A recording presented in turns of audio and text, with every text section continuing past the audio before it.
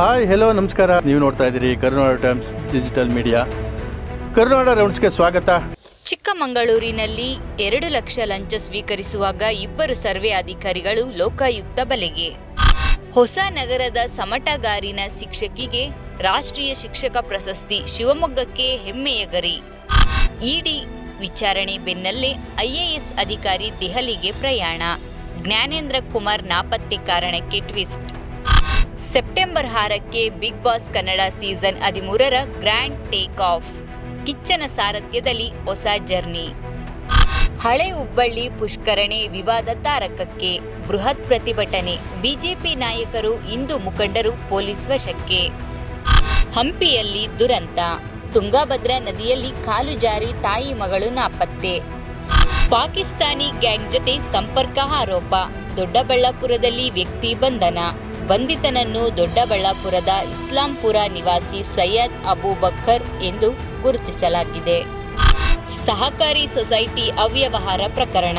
ಮತ್ತೆ 18.32 ಕೋಟಿ ಆಸ್ತಿ ಇಡಿ ಮುಟ್ಟುಗೋಲು. ದಾಖಲೆಗಳಿದ್ದರೂ ನಾಗೇಂದ್ರ ರಾಜೀನಾಮೆ ನೀಡುತ್ತಿಲ್ಲ. ಆರ್ ಅಶೋಕ್ ವಾಗ್ದಾಳಿ. ಕಾರಾಗೃಹಗಳಲ್ಲಿ ಎಐ ಕಣ್ಗಾವಲು. ಸಿಗ್ನಲ್ ಜಾಮರ್ ಜೈಲುಗಳ ಆಧುನೀಕರಣಕ್ಕೆ ರಾಜ್ಯ ಸಚಿವ ಸಂಪುಟ ಅಸ್ತು. ಬ್ಯಾಂಕಾಕ್ನಿಂದ ಬಂದ ಪ್ರಯಾಣಿಕರ ಬಳಿ 260 ಗ್ರಾಂ ಚಿನ್ನದ ಪುಡಿ ಪತ್ತೆ. 2 ವಶಕ್ಕೆ.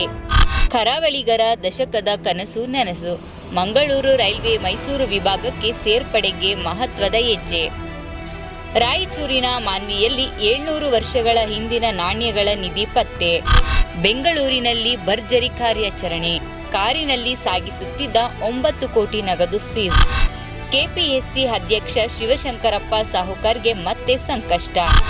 ಅಮಾನತಿಗೆ ಸಚಿವ ಸಂಪುಟದಿಂದ ರಾಜ್ಯಪಾಲರಿಗೆ ಶಿಫಾರಸು. ಮಂಜಿನ ನಗರಿ ಮಡಕೇರಿ ದಸರಾದ ಸಂಭ್ರಮಕ್ಕೆ ಸರ್ಕಾರದ ಸಾಥ್. ಡಿಕೆಶಿ 2 ಕೋಟಿ ಅನುದಾನ ಘೋಷಣೆ. ಉತ್ತರ ಕನ್ನಡದಲ್ಲಿ 5,000ಕ್ಕೂ ಅಧಿಕ ಬೀಡಾಡಿ ದನಗಳು. ಹೆದ್ದಾರಿಗಳಲ್ಲಿ ವಾಹನ ಸವಾರರಿಗೆ ಜೀವಭಯ.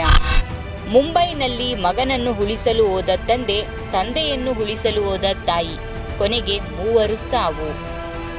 ಇದು ಇಂದಿನ ಕರುನಾಡು ಟೈಮ್ಸ್ ರೌಂಡ್ಸ್ನ ವಿಶೇಷತೆ.